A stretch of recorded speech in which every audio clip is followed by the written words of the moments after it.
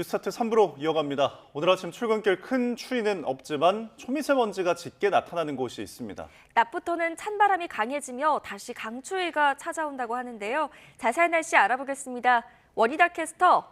네, 상암동 야외 스튜디오에 나와 있습니다. 우선 현재 공기가 탁한 지역은 어디입니까?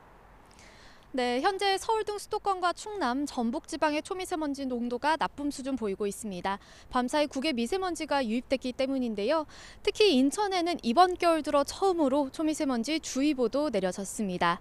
오늘 수도권은 종일, 그 밖의 지역은 오전과 오후에 한때 공기가 탁하다가 낮부터는 찬바람이 강해지며 초미세먼지가 점차 해소될 전망입니다.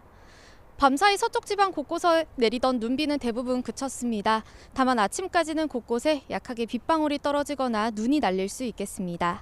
자세한 지역별 기온 살펴보겠습니다. 현재 서울 2.5도, 대구 1.9도 등 대부분 영상권을 보이며 추위 걱정 없습니다.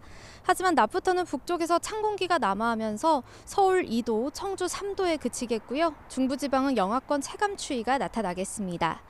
특히 내일은 서울 아침 기온이 영하 7도까지 떨어지며 다시 강추위가 기승을 부리겠고요.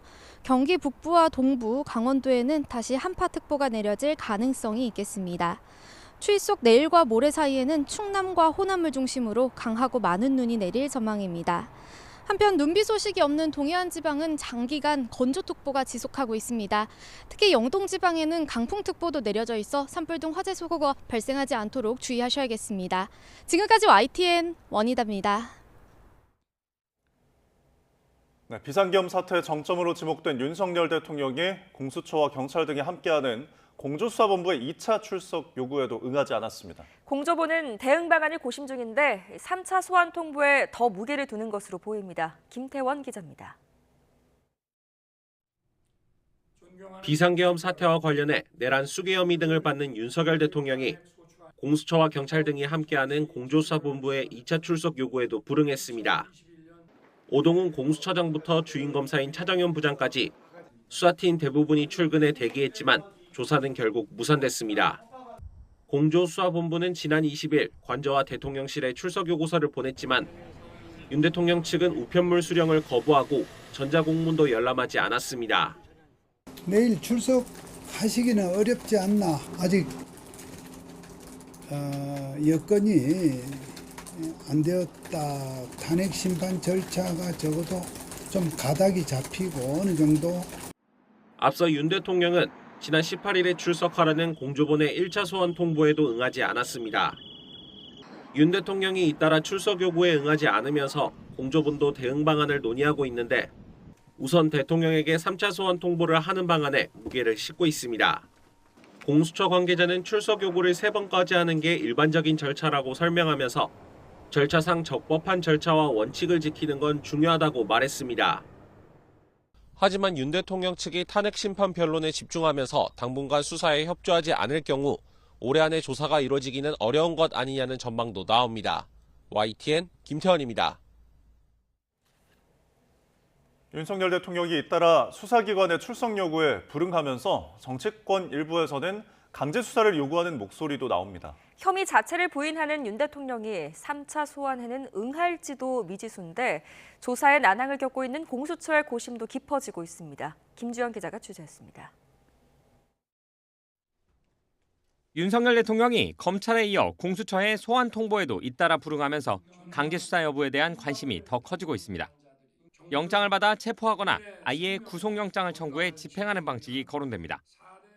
안 나오는데 체포영장 청구합니까 안 합니까? 그 부분에 대해서는 방침이 지금 결정된 것은 없는 상태입니다. 조국 혁신당은 윤 대통령이 소환을 통보한 10시 이후에도 모습을 드러내지 않자 공수처를 항의 방문해 수사에 뜸을 들인다며 비판했습니다.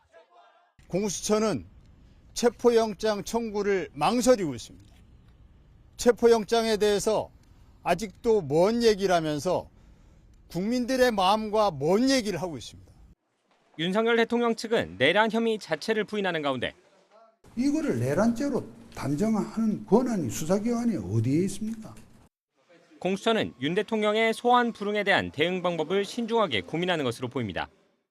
공수처 관계자는 다음 절차에 들어가는데 그리 오래 걸리지 않을 것 같다면서도 체포영장에 대해서는 아직 검토할 것이 많다는 입장을 밝혔습니다. 법원에서 체포영장이 기각될 수도 있고 발부받는다고 해도 경호처와의 충돌 가능성 등 부담이 크기 때문이라는 분석입니다.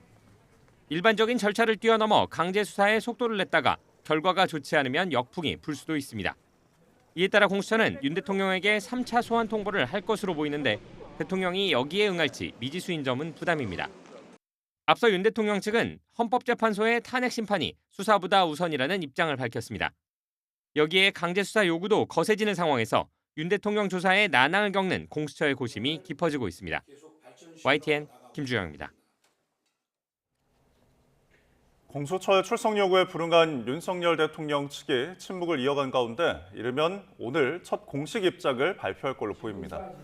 윤 대통령의 변호인단과 대리인단 구성에 관여하는 석동현 변호사는 그제 헌재가 제출을 요구한 포고령과 국무회의 회의록을 제출할 것인지 등에 대해 성탄절 다음 날 이후에 변호인단 쪽에서 정리된 입장을 내놓을 거라고 밝혔습니다. 석 변호사는 모든 문제를 다 발표한다는 뜻은 아니라며 내일 변론 준비기일 절차가 있는 것과 관련해 입장이나 대처가 있을 수 있다는 취지로 설명했습니다. 계엄 사태의 핵심 피해자로 검찰의 수사를 받고 있는 김용현 전 국방부 장관의 변호인단이 오늘 기자회견을 열고 입장을 발표합니다. 김 전 장관 측 변호인단은 오늘 오전 서울 서초구 한국컨퍼런스센터에서 기자회견을 개최하기로 했습니다. 변호인단은 이 자리에서 검찰의 수사와 김 전 장관의 혐의 등에 대한 공식 입장을 밝힐 것으로 보입니다. 더불어민주당이 한덕수 대통령 권한대행에 대한 탄핵안 발의를 유보하면서 공은 다시 한 권한대행에게 넘어간 모양새입니다. 헌법재판관 후보자 3명의 임명 여부를 사실상 오늘까지 결정해야 하는 상황으로 어떤 선택을 내리느냐에 따라서 초유의 권한대행 탄핵소추 여부도 결정될 것으로 보입니다. 이종원 기자입니다. 한덕수 대통령 권한대행은 내란 특검법과 김건희 특검법의 국무회의 상정을 보류하며 여야를 향해 타협안 마련을 요구했습니다. 여야 이견이 큰 상황에선 공포할 수 없다고 못 박으며 헌법재판관 임명 문제 역시 마찬가지라고 말했습니다. 저는 감히 우원식 국회의장님을 중심으로 우리 국회가 헌법과 법률에 부합하는 해법을 마련해 주실 것을 간절히 기대하고 있으며 결정을 모두 미룬 채 공을 국회로 넘겼지만 만 하루도 안 돼 넘겼던 공을 다시 돌려받았습니다. 오늘 본회의에서 헌법재판관 3명의 임명 동의안이 통과된 뒤에도 이들을 임명하지 않을 경우 민주당이 유보했던 탄핵안 발의에 나설 예정이기 때문입니다. 헌법재판관과 우리가 요구한 사항들이 이행되는지 여부를 인내를 가지고 기다리기로 결정을 했습니다. 총리실 고위 관계자는 헌법재판관 임명 문제 역시 한 대행이 여러 차례 강조한 대로 헌법과 법률에 따라 결정하겠다는 입장으로 한다고 말했습니다. 그러면서도 야당 주도로 인사청문 절차가 진행된 헌법재판관 후보자에 대한 시선이 여당과 다르지 않다는 점도 인정했습니다. 검사가 자기가 기소한 사건에 대해서 판사를 고르는 것과 똑같은 겁니다. 그러나 한 대행이 쟁점 법안 6개에 대해 무더기로 거부권을 행사한 상황에서 권한대행의 제한적 역할을 이유로 헌법재판관 임명을 마냥 미룰 수도 없는 상황입니다. 여당 추천 인사를 포함해 헌법재판관 후보자 3명은 물론 법조계 역시 재판관 임명 절차에 문제가 없다고 한 목소리를 내는 것도 부담입니다. 초유의 대통령 권한대행 탄핵소추 여부를 사실상 스스로 결정해야 하는 상황으로 한 대행의 고심이 그만큼 깊어지고 있습니다. YTN 이종원입니다. 중고거래 사기로 780명에게서 2억 원을 가로챈 20대 남성이 강제 송환됐습니다. 일본에 거주하면서 온라인 플랫폼 등을 통해서 범행을 벌인 것으로 드러났습니다. 사건 사고 소식 박정현 기자입니다. 마스크로 얼굴을 가린 남성이 경찰에 양팔이 붙들린 채 공항 입국장을 빠져나옵니다. 상습 중고거래 사기로 일본에서 강제 송환된 20대 남성 A씨입니다. 지난해 3월 일본으로 건너간 A씨는 인터넷 중고거래 사이트나 SNS에 허위 매물을 올려 돈을 뜯어낸 것으로 조사됐습니다. 주로 유명 가수 콘서트 티켓이나 애플워치 등을 판매한다고 올렸는데 거래 대금을 먼저 입금하면 택배로 물품을 보내줄 것처럼 속였습니다. A씨에게 당한 피해자만 780명, 금액은 2억 원대에 달하는 것으로 파악됐습니다. A씨는 지난 7월 일본 경찰에 별건으로 신고가 접수되며 앞서 인터폴에 적색 수배를 요청했던 우리 경찰에 덜미가 잡혔습니다. 신병을 넘겨받은 경찰은 추가 범행 여부에 대한 수사를 이어갈 방침입니다. 어제 저녁 8시 50분쯤 경남 사천에선 10대 여성의 흉기를 휘두른 10대 남성이 경찰에 붙잡혔습니다. 여성은 곳곳에 자상을 입은 채 병원에 옮겨졌지만 끝내 숨졌습니다. 남성은 범행 뒤 자해를 해 이송된 거로 확인됐습니다.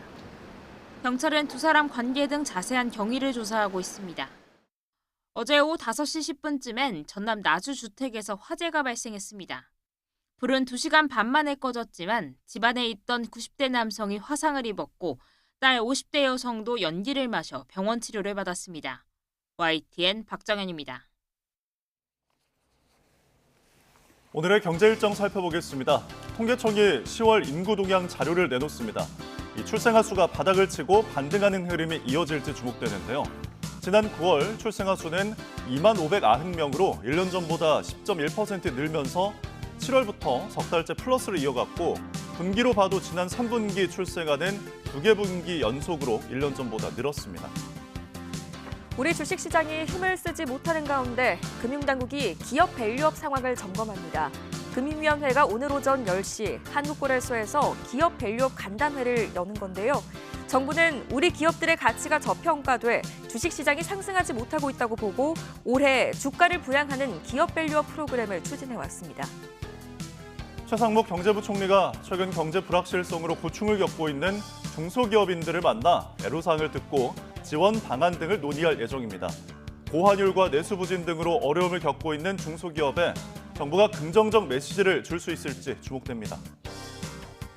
원달러 환율이 지난 24일 장중 한때 1,460원을 넘어섰습니다. 강달러 현상에 내년에는 환율이 1,500원까지 오를 수 있다는 전망이 나오고 있는데요. 오늘 금융시장에서 어떤 흐름이 이어질지 관심입니다. 성탄절이었던 어제 카자흐스탄 서부에서 아제르바이잔 여객기가 추락해 38명이 숨졌지만 다행히도 절반 가까이의 승객들이 극적으로 생존했습니다. 사고 초기 셋대와 충돌한 것으로 알려졌는데 관련 당국은 모든 가능성을 열어놓고 철저하게 조사하겠다고 밝혔습니다. 정유신 기자입니다. 비상 착륙을 시도하던 여객기가 고도를 낮추다 지상과 충돌합니다. 이어 동체가 폭발하고 화염과 연기에 휩싸입니다.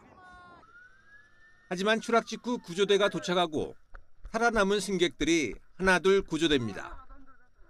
폭발하지 않은 동체 뒷부분에서 스스로 걸어서 나온 승객도 보입니다.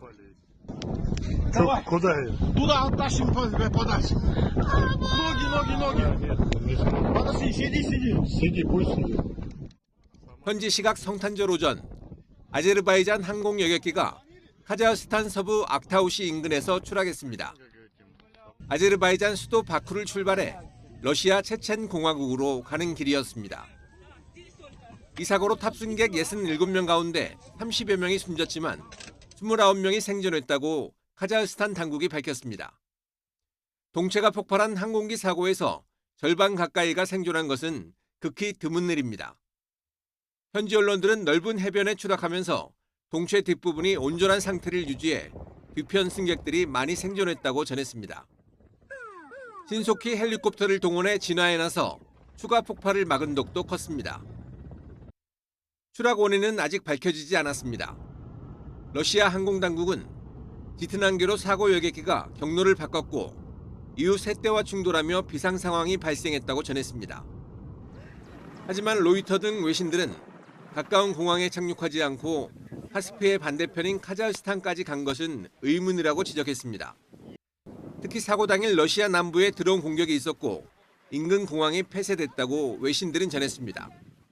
həyata keçirilir və Azərbaycan Respublikası Baş Prokurorunun müavininin rəhbərliyi ilə istintaq qrupu artıq iş başındadır. 3사 소식을 듣고 귀국한 아제르바이잔 대통령은 아직 추락 원인을 논의하기 이르다며 철저한 조사를 당부했습니다. 푸틴 러시아 대통령도 희생자의 애도를 표하면서 사고 현장에 구조 비행기를 급파했습니다. YTN 정유신입니다.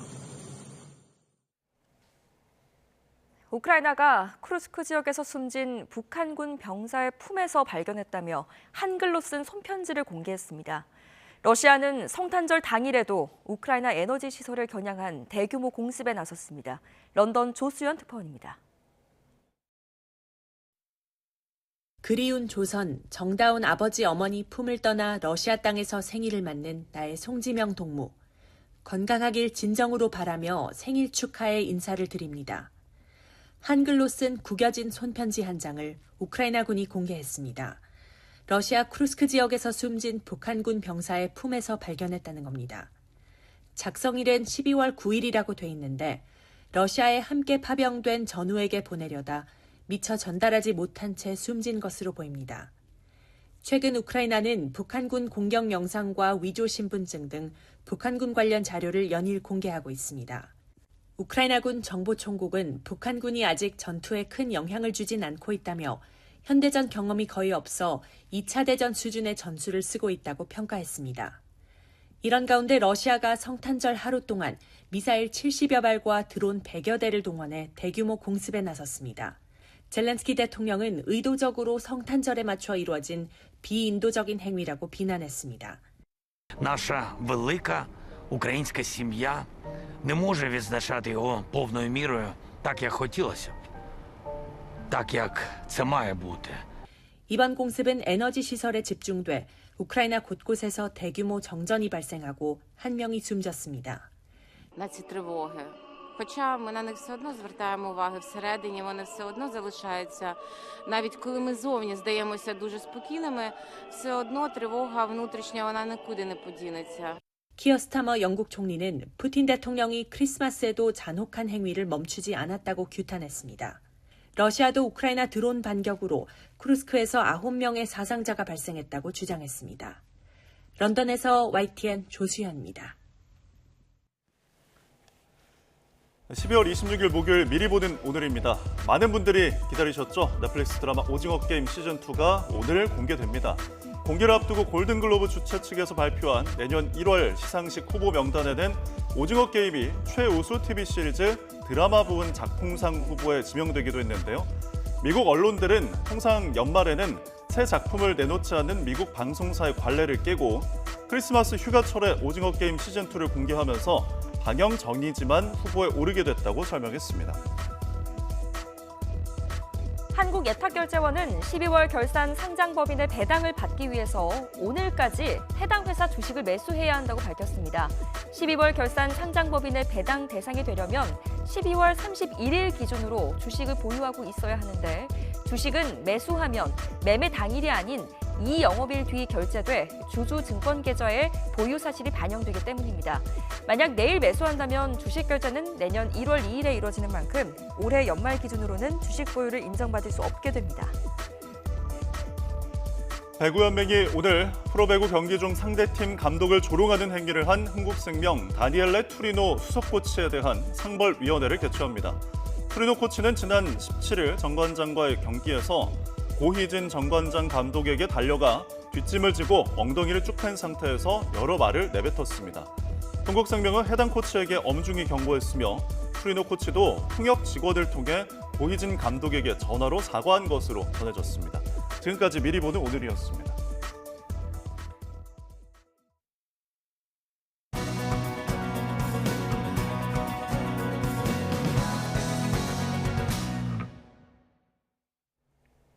최신 경제 소식을 빠르고 친절하게 전해드립니다. 스타트 경제, 오늘은 이정환 한양대학교 경제금융대학 교수와 함께하겠습니다. 교수님 어서 오십시오. 네, 어서 오십시오.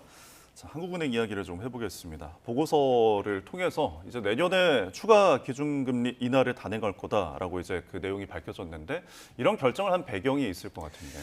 뭐 일단 어제 이제 2025년 통화 신용 정책 운용 방향이라는 이제 보고서가 나왔고요. 예. 그만은 어떻게 내년에 실제 통화 정책이라든지 신용상 가계 부채 같은 것들을 어떻게 운영할 것이냐에 대한 기본적인 내용을 담았다라고 아마 이해하시면 될 것 같습니다. 여기서 주목할 점은 이제 조금 어떻게 보면 비둘기파적 기조라고 이야기하죠. 금리 인하에 대한 시사점을 많이 냈다라고 이야기하고 있고요. 네. 그러니까 한국은행이 보기에는 뭐 세 가지가 복합적으로 결정되어 있는 것 같다. 일단은 불확실성이 굉장히 커져 있는 점을 지적하고 있고 예. 두 번째로는 우리나라의 이제 산업의 경쟁력이 국제 경쟁에 의해서 조금 어려운 상황들이 지속되는 것 같다라는 의견이 있었고요. 세 번째로는 통상의 문제도 지적했거든요. 통상이 내년 불확실성 같은 거 어떻게 진행될지에 따라서 좀 피해를 받을 수가 있기 때문에 이런 경기 하방 압력에 따라서 통화 정책을 조금 적극적으로 필 것이 아니냐. 적극적으로 핀다는 것은 지금 금리 상태가 낮지 않은 상태이기 때문에 조금 금리를 좀 낮추겠다는 의사를 좀 시사했다라고 아마 보시면 될 것 같고요. 네. 결국은 이제 물가 사실 이제 한국은행이 지속적으로 얘기하는 건 내년에는 2%대로 안정될 것이다. 흔히 말하는 정책이 목표하는 수준으로 안정될 것이다라고 보고 있고 이에 따라서 물가가 안정된다라고 하면은 조금 통화 정책을 완화적으로 피면서 우리나라 경기를 부양할 수 있고 특히나 최근에 소상공인이라는 서민들의 어려움이 계속 지속되고 있다. 건설 경기도 또 마이너스 성장을 예고함으로써 몇 년째에서 계속 마이너스를 보고 있거든요. 이런 건설 경기라든지 소상공인 경기가 살아나야 사실 내수 부분이 좀 늘어날 수가 있는데 계속 내수 위축이 되다 보니까 좀 부정적인 사이클이 계속되는 것이 아니야. 내수가 위축이 되고 고용이 위축이 되고 투자가 위축이 되고 또 고용이 위축이 되는 이런 부정적인 사이클들이 계속될 것이 아니냐는 우려가 있어서 아무래도 좀 완화적인 통화 정책에 대한 이야기를 하고 있다라고 아마 보시면 될 것 같습니다. 네. 그러면 이 금리 인하 시점은 언제가 될 것으로 예상하십니까? 사실 이제 금통에 열리는 달들이 3월, 6월, 9월, 12월 빼고 열리거든요. 그럼 1월 아니면 2월인데 사실 지난번 금통, 11월 금통이 때도 금리를 인하할 것이라서 기대를 안 했는데 금리를 한번 인하했고요. 이 보고서가 나오니까 결국은 시장에서는 1월에도 인하할 수 있는 것이 아니냐. 워낙 이제 불확실성이 커 있고 특히나 지금 정치적 불확실성에 한국은행에서 유동성을 또 적극적으로 공급하겠다는 이야기를 또 목표로 발표했습니다. 그렇다는 이야기는 어떤 거냐면 워낙 불확실성이 크니까 금융기관의 안정성을 위해서 유동성을 적극적으로 공급함으로써 금융기관들이 대출이라든지 자본 공급에 있어서 문제가 안 되게끔 하겠다라는 그런 의견을 밝혔다라고 보시면 될 것 같고요. 그런 이야기는 어떤 이야기냐면 조금 예측보다 그러니까 사실 기존에는 작년에 2번 내렸으니까 1월에는 좀 쉬어가지 않을까라는 좀 의견이 많았거든요. 왜냐하면 11월에 내린 것이 약간 이례적이었다고 생각을 하고 있고 그렇다는 이야기는 뭐 1월에는 안 내리지 않을까라는 의견들이 많았는데 어제 이제 통화신용 정책에 대한 어떤 방향성들이 밝혀지면서 오히려 좀 시기가 빨라지는 것들이 아니야. 지금 물론 이제 외환시장에 대한 우려, 오늘 뭐 1,460원을 찍었다라는 외환시장에 대한 우려가 있긴 하지만 아무래도 내수 경기에 대한 우려, 그다음에 불확실성 자체가 너무 커진 것에 대한 금융기관 그리고 흔히 말하는 상업이라든지 제조업 모든 경제 전 분야에서 지금 불안감이 커져 있고 불확실성 좀 해소해 달라고 요청하고 있는 상황이기 때문에 조금 더 적극적으로 통화 정책에 나설 수도 있다. 그래서 1월에도 인하할 가능성이 있지 않느냐라는 의견들이 많이 나오고 있다라고 보시면 될 것 같습니다. 환율보다는 좀 더 내수에 무게를 둔 그런 결정으로 보이시는 거죠?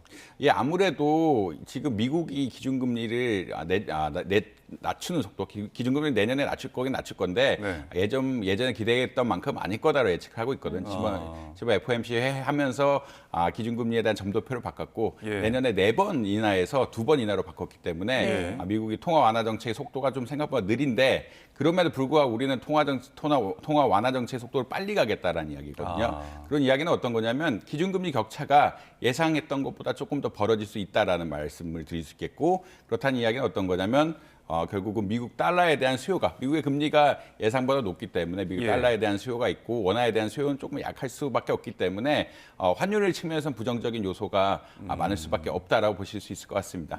그럼에도 불구하고 아무래도 이제 내수 경기에 대한 우려 같은 것들이 심해서 이런 통화 완화 정책에 대한 기조를 밝힌 것이 아니냐 이렇게 말씀드릴 수 있을 것 같습니다. 알겠습니다. 대출 이야기도 좀 해볼게요. 은행들이 이제 새해부터는 그동안 대출에 대해서 좀 많이 조여왔잖아요. 근데 가계대출 문턱을 낮추겠다라는 예고를 했는데 지금 안 그래도 대출이 많다라는 시각들이 있어서 늘어나는 데 좀 영향을 주지는 않을까요? 아무래도 이제 가계대출이 많다라는 이야기는 계속적으로 나오고 있고 사실 역사상 최고 수치를 넘어가고 있는 것도 맞습니다. 지금 1900조를 넘어갔다라고 이야기를 하고 있어서 GDP에 거의 동일한 수준을 넘어갔다라고 보시면 될 것 같고요. 이제 가계대출이 늘어나면서 우려하는 것들은 주택 경기에 대한 우려거든요. 이 가계대출이 어떻게 보면 부동산 시장으로만 흘러가서 이 부동산 시장의 상향을 이끌고 거품을 이끌고 또 부동산 시장의 거품이 또 가계대출을 추가적으로 발생시키는 이런 부정적인 구조가 있는데 그래서 이제 내년에 근데 이런 다주택자에 대한 가계대출보다는 실수요자, 예를 들어서 생활비를 위한 주택담보대출이라든지 전세자금 대출이라든지 혹은 이런 것들에 대해서 조금 예전보다는 좀 규제를 완화하겠다. 이런 이유는 어떤 거냐면 아까 한국은행이 보는 관점과 유사한데 내수가 너무 안 좋기 때문에 주택 쪽으로만 가지 않는다면은 대출을 조금 늘려주면서 소비나 소비 위축 같은 것들 좀 막아야 되는 것들이 아니냐라는 의견들이 반영되고 있다라고 아마 일단 이해하시면 될 것 같습니다. 아무래도 이제 내년 1월이 되면은 보통 은행들도 총량적으로 부채 늘리는 것을 그러니까 대출 늘리는 것을 관리를 하거든요. 이 대출 늘리는 것을 관리를 하는데 내년 1월이 되면 다시 이제 세팅이 되는 이런 효과가 있고요. 그러니까 다시 세팅이 돼서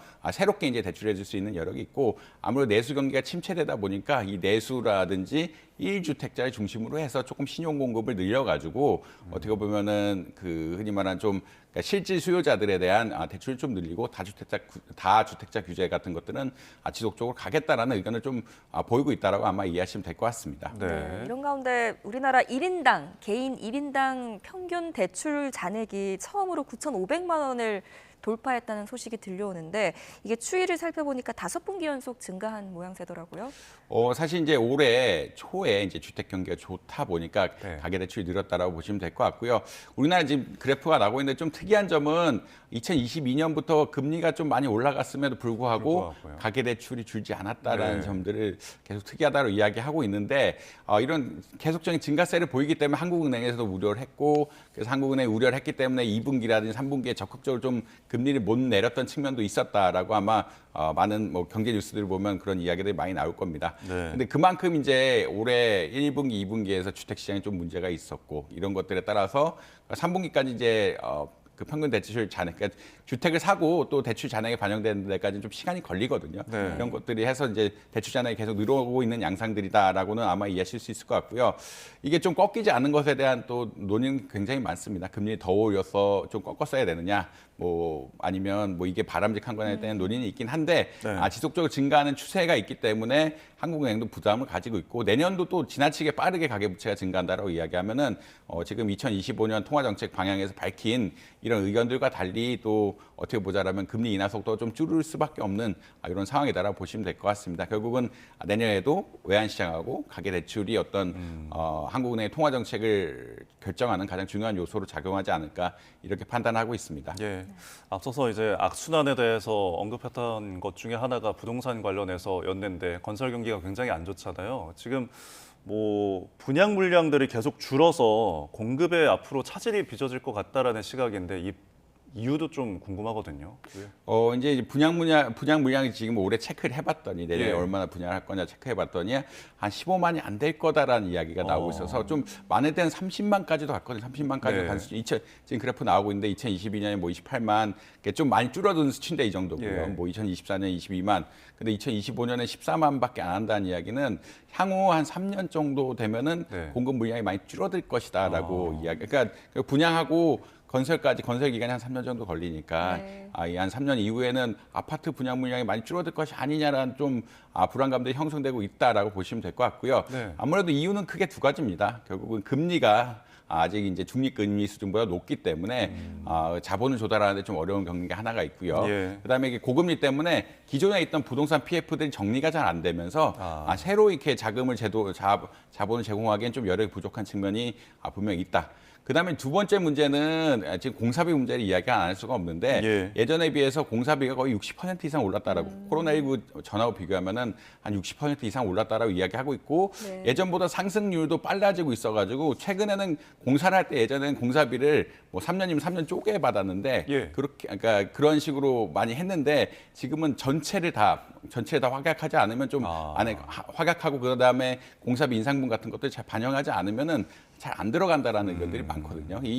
이러한 공사비 자체가 굉장히 많이 올라가는 이런 상황들이 겹치면서 지금은 아무래도 분양 시장이 좀 얼어붙는 상황일 수밖에 없다. 결국 금리가 낮고 공사비가 낮을 때 사실은 분양 같은 게 분양 수익이 좋기 때문에 분양이 원활해지는데 지금은 금리 높은 상태고 공사비가 진짜 많이 올랐기 때문에 그리고 앞으로도 쉽게 그렇게 빨리 내려갈 거라고 생각하지는 않고 있기 때문에 한동안은 분양 시장이 좀 어려움을 겪을 수도 있다. 그리고 부동산 PF가 아직 정리 안 된 것까지 겹치면서 지금 분양 시장에 부정적인 영향들이 굉장히 많다라고 보시면 될 것 같습니다. 알겠습니다. 이렇게 아파트 공급 절벽이 계속되다 보면 전세 시장에도 결국에는 영향이 있을 수밖에 없을 것 같은데 어떤 영향이 좀 있을까요? 아무래도 이제 신규 아파트 많이 생기면은 전세가 또 글로 가는 경향이 있고요. 뭐 예전에 뭐 헬리오시티가 망가고 다니는 대단지가 생기니까 전세 가격이 하락할 수 있을 정도로 이게 대규모의 아파트 단지는 뭐 전세 가격 안정화에 큰 효과가 있다라고 아마 이해하시면 될 것 같고, 그다음에 이게 분양이 줄어들게 되면은 아무래도 전세 가격은 좀 그런 메커니즘 차원에서